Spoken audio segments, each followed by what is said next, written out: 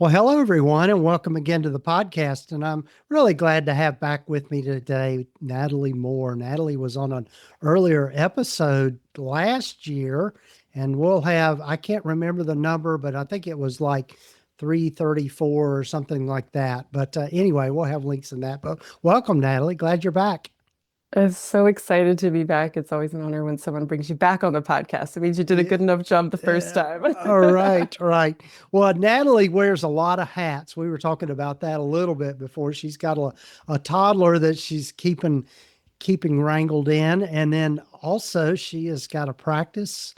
But as I start with everyone, Natalie, tell folks a little more about yourself and how you've landed where you've landed.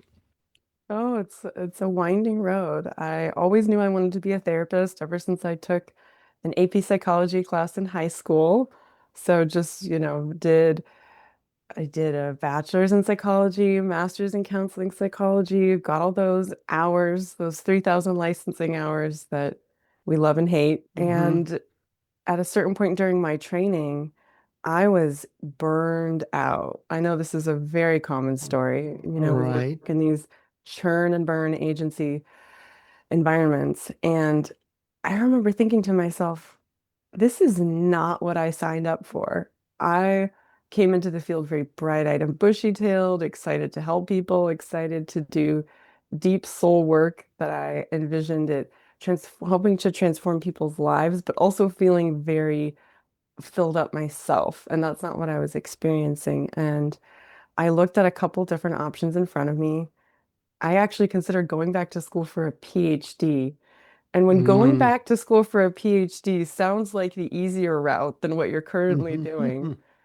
you have to take an honest look at your life. Right. There was something Right. about going back to school and being under the auspices of an institution and it being structured and being a student again felt kind of like this safe harbor. But Mm-hmm. then that didn't seem right because I was like, why am I running back to school when I know that that's not actually what I need or what I need to do? And so I thought about it and I realized, you know what? The one way of gaining clinical hours that I hadn't considered or really thought about was doing it in a private practice setting under supervision. Mm-hmm. I was very intimidated by the idea because the way that it's set up now, a lot of people, when they are associates gaining hours in a private practice setting, they get clients referred to them by their supervisor or by their Mm-hmm. group practice. But back in 2015, or yeah, I get the numbers confused now, like 10 plus years ago, the way it really worked was that associates were expected to fill their own caseloads. We were expected to find Mm-hmm. all of our own clients. I think my supervisor maybe referred me like one or two of my first clients just to kind of throw me a bone, right?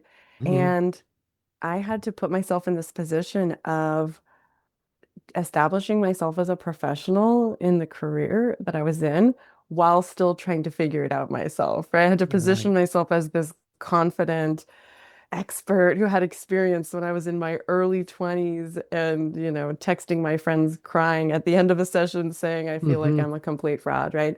And so not only did I have to learn the clinical confidence, but I also had to learn how to market myself. And now Right. there are tons of courses, tons of tools, podcasts such as this one Mm-hmm. that support and guide that journey. It's still really hard, so not to minimize that. But 10 years ago, there was only one true course on how to build a private practice. And it cost about $2,000. And this was during a time when I was, running out of gas, driving to my mom's house to ask her for gas money. So I certainly didn't have Mm-hmm. $2,000 to spend on a course. And so I had to take it upon myself to teach myself all this stuff. I had to learn how to build a private practice. I had to Mm-hmm. learn how to Mm-hmm. help clients find me. And so I was sitting in a laundromat waiting for my clothes to dry. And I remember Googling how to find therapy clients. How to get therapy clients was a Google search that I put in. Mm-hmm.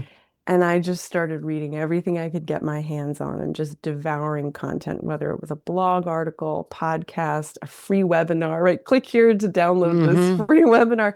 Whatever it was, I got my hands on it. And I started testing things out. I started seeing, well, what's working, what's not working. And Mm-hmm. whatever wasn't working, I would give it a good college try. And then if it wasn't working, retire that option. And what I noticed was that my primarily the new clients, the new inquiries that were finding me through my website. And so I Right. started listening very carefully to Therapists are very good at this. We're very good listeners. So whenever a therapist Mm-hmm. tells me, "Oh, I'm really struggling with my marketing," well, the first step in marketing is to listen. Listen to what Mm-hmm. people are telling you. And as therapists, that's our biggest skill, right? We're so good at Right. listening. So I started listening for trends. Well, anyone who finds me on my web, first of all, how are people finding me? And if they find me through my website, what are they saying landed? What words do they, what patterns are they repeating? And so a lot of people were saying that they liked how I said I have a holistic approach. Okay, so I leaned into that. And I focused on that even more in my website. So I didn't just talk about holistic, I talked about mind, body, spirit, integrative, somatic. I started leaning into that more and Mm-hmm. more and more. And then more people found me that way. So it was kind of this flywheel effect where it was like the more I found out and the more I did, the more results I got from it. So I just kept Right. repeating what Mm-hmm. was working. Mm-hmm. And I was reading highly technical SEO articles while waiting in line at Costco to check out with my groceries Yeah. and how long those lines are, right? Right. And I just kept implementing. And at a certain point, other colleagues of mine started asking me, Natalie, I'm seeing your website showing up everywhere. What are you doing? How are you doing? Did you hire some big SEO agency to do this for you? Uh-huh. No, I've been doing this myself. I started teaching my colleagues. And then at a certain point, I realized this is turning into a second job. This is turning into a curriculum. So I developed Right. a course around it and individualized coaching and some done for you services. And now it's become a big branch of my business at this point. And it's That's so awesome. fun for me because it works a different part of my brain. As a therapist, it's so relational and it requires so much patience and so much soul work, right? With coaching, it's Mm-hmm. kind of nice because I can just be like, do this, do that. Now, yes. Kind of just Yeah. be strategic and have a plan and implement some of the things that we wish we could do a little more of as a therapist. I feel like I get that itch scratched as a coach. Yeah, yeah, that's what, and I think one of the things I want to point out about that, and this doesn't necessarily relate directly to our topic today, but what you were able to do was kind of give yourself permission to go in a direction that wasn't directly related to all the work you had put into your degree and your training and that kind of thing. And I think people can limit themselves by saying, okay, no, I've got to do just this because it's what I put all my work into. That's what I did. But you went off on this branch of okay, started almost an additional business to diversify your income. So kudos to you for that. I mean, I just wanted to point that out as you were talking. So yeah. So Thank you. Well, they say yeah. necessity is the mother of invention. So Right. necessity Right. is the mother of All learning how to do a right. new skill. And it's interesting Yeah. that you bring that up because actually one of the things that comes up so much in my coaching work with therapists is resistance to marketing. There's this idea, well, I didn't get into this career to market myself, or I didn't think I was going to have to do this, or I didn't realize it was going to be this hard. And we have to work through that because whether you wanted to be a business owner or not, if you're a therapist in private practice, you have to wake up and admit to yourself, I'm a Mm-hmm. business owner. I have to Right. learn how to run a business. There are a lot of things we do as a therapist that we don't necessarily want to do, like who wants to write progress notes? That's no one's favorite thing. All Who right. wants to do documentation, right? All right. Building a business. I'm lucky enough that I really enjoy the marketing side of things, but not every therapist does. And All so right. there's definitely a piece of this work in working through the hesitations, the resistance, the frustration of, Mm-hmm. okay, if I want to have my dream practice, there's certain things I might not be my favorite thing or I might not love it, but these are some things I have to do in order to ensure my success. Yeah, and I think it's one of the things that I say to people all the time, the key to all of this, particularly the marketing side of things, is just to be persistent and consistent with what you do. I mean, there's Hmm. lots of different ways to get at this, but I think that's really key to for success in the long run. But so just to switch back, I know one of the things when we were talking before we started recording, and one of the things that you want to talk about is something called AIO. And so I want you to tell folks what AIO is and how it relates to SEO and both of those things, those two things that get thrown around when we're talking about marketing. Okay. So one of the things that I really like to start with is to actually reduce fear and reduce overwhelm about these terms. So one thing that let's start with SEO because in order to explain what AIO is, we have to understand what SEO is. So SEO Mhm. is search engine optimization. And when we talk about search engines, we're usually talking about Google because historically it's held about 95% of market share. So it pretty much owns owns that corner of the internet. So and when we say optimization, what we mean is the intentional actions that you take as a practice owner to help Google rank your practice higher for the types of search terms that your ideal clients are typing into Google. So I'm going to explain that again because it's a very complex topic and we're trying to distill it into something really Mhm. simple. So search engine optimization. What is a search engine? We're pretty much talking about Google, but there are others like Bing, DuckDuckGo, Firefox, etc. And when we talk about optimization, we're talking about the intentional actions, not just the accidental, oops, I ended up ranking for this thing on accident. The Mhm. intentional actions. So finding out what keywords people are using to find you, writing blog posts on topics that you're an expert on, getting featured in the media on topics that you like to speak on and work within your practice.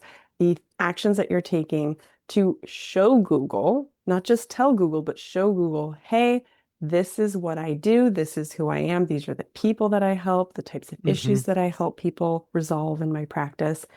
And as a result of those actions, your website ranks higher, but not just ranking higher for something random, ranking higher for the exact types of terms that your ideal clients are trying to find you. Okay. Right. So now that we've established what SEO is, what is AIO? So AIO stands for Artificial Intelligence Optimization. So one of the things that I wanted to dispel fear around is I've been seeing a lot of posts on social media and articles saying things like SEO is dead, AIO is the future. Now, what I don't like about these types of articles and clickbait is that for someone who is a therapist in private practice and is just trying to get their feet under them with marketing to begin with, they're Mhm. just trying to learn what SEO is and implement it, right? They might even be investing in courses or SEO agencies to help them. When they see something like SEO is dead, AIO is the future, there's this fear of, oh no, I'm doing it wrong. Or, oh no, the thing Mhm. that I already feel overwhelmed to learn about isn't even the right thing anymore. And it makes Mhm. them feel like they're failing or they're behind or that they're doing something wrong. Wait, all this time I've been spending learning and implementing SEO, are you telling me that I've been wasting my time and wasting my money and now I need to jump over to this other thing and learn this new thing? It's very scary, right? Yeah.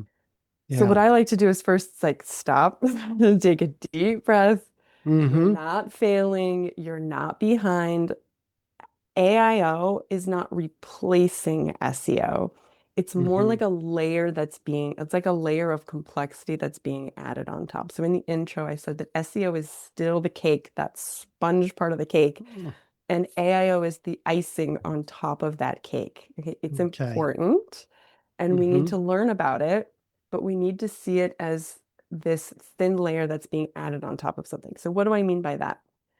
Okay, so AIO is optimizing your website and your website presence to show up in AI searches. So AI searches being ChatGPT, AI search within the Google search engine results page, Mhm. Claude, Perplexity, places like this. Okay. The strategy is not completely different.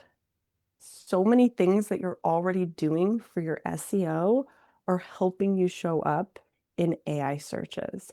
So it's not a throw this technique and this strategy out and start from scratch. It's keep the same strategy that you've already been doing with SEO and just we're getting into the nuance here. We're just refining it a little bit Mhm. to help you show up better in AI searches. So I'll give Yeah. you a few examples. So Okay. one thing that is really good for SEO is having individual specialty pages on your website. So for example, a lot of therapists in private practice putting up a website, let's say They decide they're going to start up a practice and they put up a website over a weekend because they're like, I just got to get something out and I can perfect it as I go. Great. Let's say they have a home page, about page, contact page. And on their homepage, it says specialties, and they've just got a list: anxiety, depression, relationship issues, life transitions, etc. Okay, this is a great start, but this is not going to help you rank on Google because now you've just given Google 4 or 5 different things that you work with, and it doesn't know who exactly to send you because it doesn't send you anxiety people because you just only said it once on your homepage. It doesn't send you depression Hmm. people again because you only said it once. But if you had an entire page on your website dedicated to anxiety and the types of anxiety that you treat and how you treat it and how your approach is different, right? Then Google will want to rank you when someone is searching for anxiety therapist in my city, in Right. my area, right? Right. So Right. those individual specialty pages are one of the most important things you can do for an SEO strategy. Yeah. Guess what works really well Uh, for an AIO strategy? yes. Having specialty pages, because if somebody is typing into ChatGPT, for example, let's say they're typing in anxiety symptoms. Hey, these are the issues that I'm having. Here's what it feels like during my day. Here's the thoughts that I'm having. Help me find a therapist who can address these. And it's all anxiety related symptoms. Well, ChatGPT is not going to want to pull just a typical therapist homepage. It's going to want to pull a therapist who specializes in anxiety because there are so Hmm. many options now that in order for ChatGPT to give a really good results, it wants to be specific. It wants to recommend someone who's really going to know about these issues, not just a Hmm. generalized therapist. So that's just one example. I could keep going down this. Let me give at least one more. Yeah. Having testimonials from your colleagues. I don't say client testimonials because the ethics vary from state to state and from profession to profession on whether you can solicit testimonials from clients or not. So I just leave that out of it. But soliciting testimonials from your colleagues for them to post on places like Google Business Profile. We can talk a little bit about what Google Business Profile is too for those listeners who don't know. Getting testimonials from your colleagues on Google Business Profile is a great SEO strategy because it helps you show up in local search. When someone types in best anxiety therapist near me and hits enter on Google, one of the first things that shows up after the ads is the map pack. So, Gordon, have you ever noticed if you're just looking for like local plumber near me, electrician Right. near me, best tacos Uh-huh. near me, or something, there tends to be a map with those little red pins. Yes. That's called the map pack. You don't show up there just by having a website. You can only show up there if you have something called a Google Business Profile. Good news is Right. they're free, which is amazing these days. Hmm. Everything Hmm. costs money. So for Right. something to be free, one of the best assets for your SEO is a Google Business Profile, and it's free. So there's no reason not Hmm. to have one. Being able to show up there in the map pack, having testimonials, having reviews from your colleagues is a great way of showing up in local search for when someone types in best, because best means they're looking for something high quality. Reviews are kind of the closest thing we have to that. And so that's a great SEO strategy. Guess what's a great AIO Yeah. strategy? Uh-huh. Having Google Business Profile reviews and testimonials helps again for those find the best therapist for this issue near me Hmm. in a ChatGPT search. So that's only 2 examples. I could keep going on and on and on about Right. something that's good for SEO that is also good for AIO, something that's good. Uh-huh. So now that I've done that, should I tell a little bit more about what Google Business Profile is for those who don't know, or do you feel like I got Yeah, into that maybe enough? Should we just go? touch on that a little bit. Yeah. Okay. So like I said, that map pack is prime real estate. You want to be showing up there, and we could actually include it in the show notes. Why don't you make a note, Gordon, to Yeah, for me to sure. include the link because they're very easy to get started setting up. You often will have to verify it by showing your office space and showing that you truly have a brick and mortar location. This can be harder Hmm. for therapists who are practicing fully virtually. Sometimes you have to get Sure. creative and maybe rent 1 hour of office space from a friend, who's a therapist and Hmm. get your mail there, so and so, to get that office space. But to have a Google Business Profile is a huge, huge starting point for showing up in local search because of that prime real estate of that map pack. It also helps differentiate you from the big therapy platforms, which shall Yes. not be named. But you Yes. know what I mean. The Uh-huh. platforms tend to eat up a lot of space in the ads section, and the big platforms will often show up in that first position on Google search. And so the Uh-huh. ads can be impossible to, I mean, we can't, as a solo practitioner, you can't compete with their ad spend, even if you do have a Google Ads budget. You Right. just can't compete with these platforms. And then it's very hard to compete with that first result on Google, that first organic search result. So when I say organic search results on Google, what I'm talking about is when you do a search on Google, you hit enter, what you see is called the search engine results page. And I'm talking about those bright blue underlined links that you see Right. that big list of. That first, and Mm-hmm. when I say position, it's what order they're in. That first position is almost always psychology today. Yeah. And that is going to be not something that you're trying to compete with. So just like if you're a fighter, you compete within your weight class, right? You're not going to Right. compete in a different weight class. You just don't. It's the same thing with SEO. We don't fight outside of our weight class. So when we see psychology today in first position, we say, okay, you've got the first position. We're not going to mess with that. Can I be in the second position? Right. Okay. If there's Mm-hmm. a big group practice there that's been in your area for 20 years and you're a solo practitioner just starting up, that's probably not in your weight class either. Can I get into the third position, right? We're looking at where are the opportunities? Where are the opportunities here? So Google Business Profile is a great way to kind of work your way around the ads that we can't really compete with and those first position results that we can't really compete with. It's a kind of way of like squeezing yourself in there as a Yeah, great right. option. Yeah, that makes sense. Yeah. Yeah. Yeah. So I would just, with the different ways in which we get people to our websites, what are the areas that with AIO that maybe differ from SEO? Great question. And I was actually already going to go there. So I'm really glad that you Okay, asked good. because we talked about Yeah. what was the same. So, one of the things that's different is that the way people search into AI is different from the way they search into Google. So, if you think about the Google search bar, each search is a new thing. If I type in therapist near me, Los Angeles, enter, that is one distinct search. And then let's say I get overwhelmed and close the page, and the next day I type something else and I say, best therapist for moms, Los Angeles, enter. Those Hmm. are two distinct searches on two distinct occasions. They might be similar, Hmm.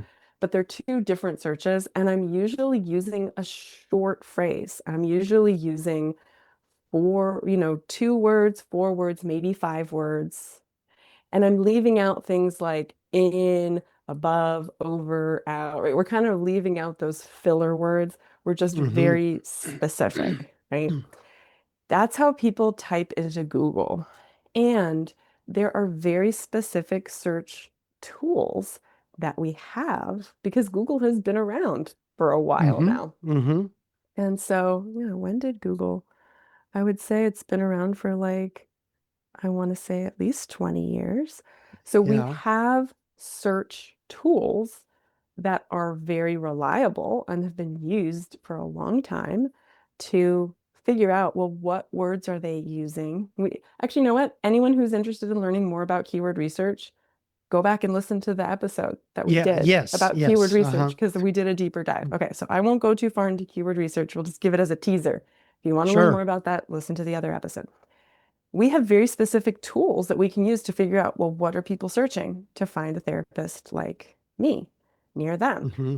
And that's the foundation of an SEO strategy is keyword research. So definitely listen to that episode.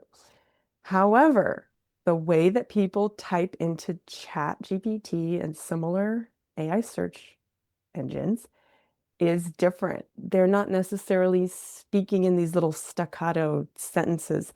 They're giving these internal monologue. Well, when I was a child, I felt like my parents met my physical needs, but not my emotional needs. And I felt like I was always walking on eggshells around my dad. And, my sister kind of bullied me, but nobody noticed. And Yeah. Right. none of this is true information. Uh-huh. Right. Um, Right. And then they say, maybe they're talking into ChatGPT like this for months, and then they say, you know what, I think I'm ready for therapy based on everything that I said. Find me a therapist near me who you think is a good fit. Okay. Yeah. So how do we do keyword research on that, right? When someone's been Right. speaking these, internal monologue lines for such a Mm-hmm. long time into their Mm-hmm. chat, I will tell you. Okay. So it's not as clean and simple as the SEO keyword research was. We have to treat it a little bit more like an art than a science when we're optimizing for AIO. So what we want to do, and actually I think this maybe fits the therapist brain a little bit better anyway. We want to start thinking about our ideal client and what are some of those things, those thoughts that they have first thing in the morning, those thoughts that they Mm, have last thing at night as they're trying to fall asleep. What are the things that if their best friend who came into town that they haven't seen in a long time and they're like, I feel like I can finally speak some things off my chest that I haven't been able to say in a while? What are some things they say to their best friend? What are some things they would say into an anonymous forum if they knew that nobody knew who they were, right? What are right. the Right. things that your client finally says maybe several sessions in or even several months in that they had been holding back because they just didn't want you to fully know them yet? You Right. have to start thinking about those things as real opportunities to build trust with a client on your website Mm-hmm. where they read your specialty page, so page for anxiety, page for postpartum depression, whatever it is, and they're reading through this page and they have this feeling of you have been listening to my thoughts, you've been reading Mm-hmm. my journal, you've been looking at my text messages to the group thread, right? You've been looking at my Mm-hmm. searches. It almost has to be like oddly specific, right? Right. Right. Right. So there was one like for postpartum depression or postpartum mental health, it might be something like you set your baby down in the crib and you're so sleep deprived that they looked at you and you felt like they looked at you like they hated you. Something that almost like gives you goosebumps because it's so chilling and so specific, right? Right. You Uh-huh. have to speak to your client with this level of specificity that, wow, you really get me. I haven't even sat down with you for a session yet, and you already get me. And it's not, I need a therapist, it's, I need you as my therapist. I Mm-hmm. want to work with you. And Right. so that is, if we are writing in these internal monologue lines of, I feel like I haven't gotten a good night's sleep in years. I feel so disconnected from my partner, ever since we had a kid. I worry that people are going to judge me if I tell them how I really feel or what my real thoughts are, right? Like these internal Mm-hmm. monologue lines that start with I feel this, I think that. I feel the weight of the world on my chest when I wake up in the morning, right? Right. Finding opportunities on your website to speak in those internal monologue lines helps AI find you because that mirrors how people type into their chat. Yeah. Yeah. People type and speak into their chat in these internal monologue lines. And so if your website mirrors that, you're speaking the same language as AI Yes. search, and it's called Mm-hmm. being AI pullable. We use the word Mm-hmm. pullable because AI kind of does this thing where it pulls Yeah. information from the Right. internet and kind of delivers it to the person who's searching for it. Yeah. And so having a section of every specialty page dedicated to internal monologue lines or even sprinkling them throughout in a way that makes sense. It has to make sense with the copy, right? You can't just like Mm-hmm. suddenly just put all these internal monologue lines. You have to be artful with it with your copywriting. That's Mm-hmm. something that I help my coaching clients do is be very Yeah. intentional about their copywriting because copy has to serve two functions. It has to be SEO and AIO optimized, but it also has to connect with humans and help them feel seen and make them want to choose Right. you. So that's one area where AIO is starting to kind of separate from the pack from SEO, Mm-hmm. having those really great internal monologue lines. And one way that Right. you can find those, if you're really struggling, a few places you can look. One is you can look through your inquiries that you've gotten so far. So, for example, when someone reaches out to schedule a 15-minute phone consultation with me, there's a little form they have to fill out on my contact page. And there's a little section that's optional where they can put a sentence or two about what's bringing them into therapy. And that can be really, really helpful information for you to know, because for not just for clinically going into that appointment, that phone call, but also for your future marketing, because it captures a moment of Uh-huh. awareness. We don't want to try to attract clients who are so early in their awareness that they don't even realize that they want or need therapy, because those are not people who are ready yet.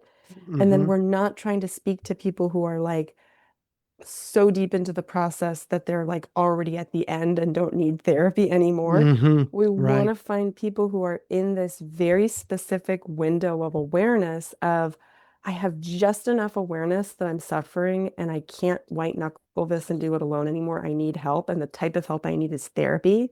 And I want therapy and I want it now. This is a Mm-hmm. very unique window of opportunity. There's some, Gottman Institute says people wait 6 years too long before getting couples therapy. I don't know what the Right. stats are for Mm-hmm. individual, but so people are thinking about it for a really long time. Right.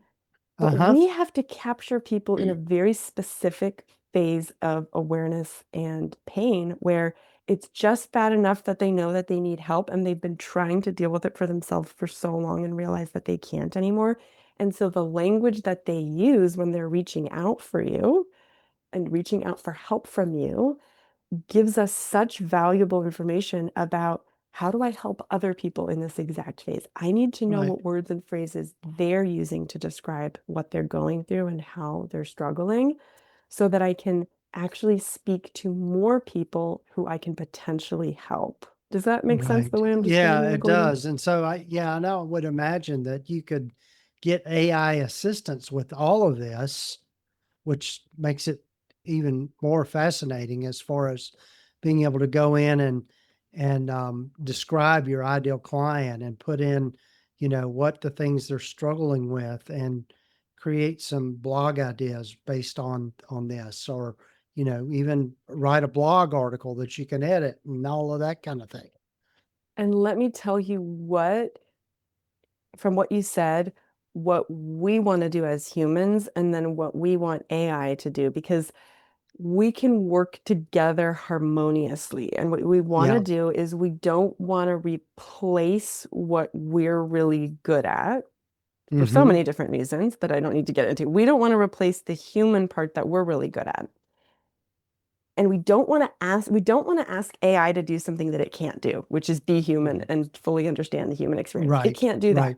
But what we can ask it to do is analyze a ton of data and look for patterns. We Mm-hmm. can ask it to take something that's overwhelming for the human mind to try to read all of, and say, hey, can you summarize this for me? Can you find the Right. main talking points of all these Mm-hmm. questions and queries? Can you find the ones that are most relevant to someone who's seeking therapy versus someone who's seeking information on something, right? Right. And Right. so that's what it's really good at, right? And it doesn't replace the blog writing, but I can Mm-hmm. take my phone with me while I'm pushing my son in his little red car, and I can say, hey, I just had an idea for a blog post. Help me transcribe it while I walk and push my son to the park. It can help me transcribe and edit it in real time. Wow. Give me the paragraphs and let me approve them as we go. And then at the end, give Mm-hmm. me a draft so I can send it to my VA and she can get it published next week. My virtual assistant, she can get it published next week, right? Right. So Right. we use AI, the way I use it, as an extraction tool. I have the wisdom, not only from human experience, but from being a therapist, of the personal and the professional. I use it as a tool to extract that wisdom, organize it, make it digestible in a way that my ideal client can find it, feel heard, and want to reach out. So we're not Right. using AI as a replacement. It's not write my blog post for me. No, it's going to be a terrible blog post and it's not going to Mm-hmm. fool anybody. Right. But if you Right. say, hey, help me extract this information that I already have on this topic, Mm-hmm. help me organize it in an order that makes sense, it's really good at that. Yeah, and I'm amazed how much am using Chat GPT for so many things. Not only business stuff, but just in my personal life. I mean, as far as, okay, give me 5 restaurant ideas for this type of food, kind of thing, or whatever. And it's just it's just so I think more user friendly than just traditional search. Yeah, it actually skips a lot of steps. So what you have to think about is that we are all overstimulated unless you're living in a meditation Uh-huh. retreat, right? Like we're all overstimulated. There's too much information flying at us at all times. And so what we need help with is distilling things. Help me cut out all the filler and Uh-huh. just get to the thing that I want. Just give me the best options. Don't give me every type of Indian food in Los Angeles. Mm-hmm. Give me the Right. five best ones, and then I'll decide based on what's close, what's open, what Right. I Right. like. And so we need to be really good at helping AI do its job. Its job is to Mm-hmm. cut out the noise and give the best result. So we have to do our job of showing AI exactly who we are, who we help, what we help them with, so that they know that we're the best choice for particular clients, not every client. So one thing that AI is actually very good at is looking at nuance when making suggestions, and that works to our favor. And Mm-hmm. I'm going to give you an example that's relevant to me because I'm working with a coaching client who has an intersection of different specialties. She works with neurodivergence. She also helps families in different ways, like she can work with kids, teens, the adults, the individuals, the couples, like all different combos. She works with people who are adopting or post-adoption. She works with trauma, very trauma-informed, trauma-focused.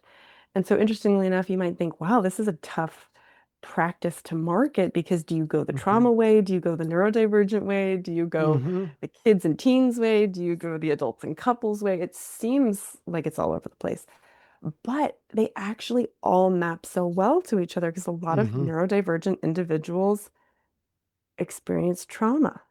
A lot of people who have experienced adoption on either side have also experienced some type of trauma or loss. Mm-hmm. Some Right. people are neurodivergent and adopted and trauma history, right? There's a lot of layers. And so a Mm-hmm. typical SEO strategy could actually miss the nuance there and make it very hard for people to find this person because Uh-huh. when they're thinking about their own psychological needs and their own family, they're like, well, what do I type in? Do I try to find a trauma therapist? Do I find a therapist who's a specialist on adoption? Do I find a neurodivergent affirming therapist? I don't know. Do I find a couples therapist, right? They're confused because their family has so many unique needs that are layered on Mm-hmm. top of each other and they don't know which specialist to find. Right. But if this person goes to ChatGPT or something similar and says, hey, I need a therapist who kind of gets all this stuff and lists it out, well, who do you think is going to show up at the top of the list? Right. My coaching client, because she's doing such a good job nailing down her messaging and being very clear on her messaging on all these different specialty pages and having them all linked to each other in ways that Mm-hmm. shows Google and shows ChatGPT, hey, all these things are interconnected. Oh, wow.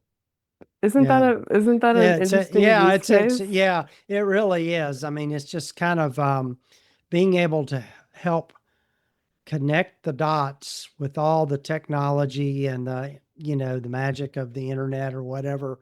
Yeah, it's kind of mind blowing and it feels kind of overwhelming. But I think if people break it down into small pieces and just do a little bit at a time, that's where they're going to make the impact as far as and start seeing the results with all of this.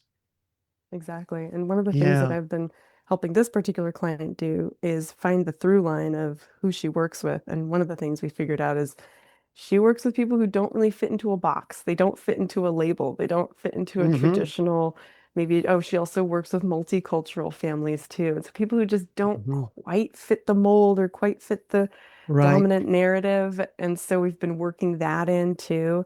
And Yeah. so she might also attract other people into her practice who don't necessarily fit that particular specialty, but who she might want to work with. Mm-hmm. LGBTQ individuals, artists, creatives, people who think outside the box, right? And so Mm-hmm. what's beautiful is that if you're very clear in your messaging, a lot of therapists actually are afraid of this. They're afraid that if they niche too much, that they're going to exclude people that they would want to work with. Yeah. But sometimes if you speak really clearly to one particular individual and you do it well, there are other people who don't necessarily fit that who still really want to work with you. I'll give you an Yeah. example of that. I have on my website, I very clearly work with women identified individuals, women and moms. Doesn't mean that I don't work with men or non-binary individuals. It just means that I really promote to women on my practice. And all the Uh-huh. photos are of women. I have very feminine themes. I got pink all over the place. Men Mm-hmm. still reach out to me. And there was a Mm-hmm. man who was like an executive, maybe in his 50s, who said there was one thing on my website that really spoke to him was something that said, everything looks fine on the outside, but you don't feel great on the inside. And that was what made this person want to reach out to me. Sure. So you Sure. never know what it is on your website that is going to Mm-hmm. connect, but something could really connect and you might attract somebody outside of that niche into your Yeah. practice. So Right. that's just such a common fear. I thought I'd Yeah. take an opportunity to Right. talk Right. about. And another example I like to give is one of my good friends is a cardiologist. But if I have a medical question about something, whenever I see Keith, I say, "Hey, I've got a question for you." And it might not be cardiac related, but he's got experience in the medical field, and he can address those issues. And so, same Great. concept, really. Yeah. So, Yeah, same concept. well, Natalie, I know we could spend just all kinds of time talking about all these things, but tell folks how they can get in touch with you and find out more about all of this that you've got available to people. Yes, I'd love to. So, one thing that I have coming up soon, August 15th, is an all-day SEO intensive. So, this is where I teach therapists the step-by-step strategy to implement SEO into their website. So, you could have the most beautiful website in the world, but if you don't have an SEO strategy to go along with it, it's like having a billboard in the middle of the woods. You need a Right. strategy in order. I think we've made that clear from our episode today Right. that Right. you need a Yeah. search strategy in order to help people find you. So when I say SEO, I really mean SEO plus AIO because they really layer on top of each other. Right. So I've got this one coming up in August. We can include the link for that in the show notes as well. Yes. If Uh-huh. that's not the right fit, I also offer one-to-one coaching with therapists, which can be more tailored to their practices and their unique Hmm. needs, individual practices as well as group practices.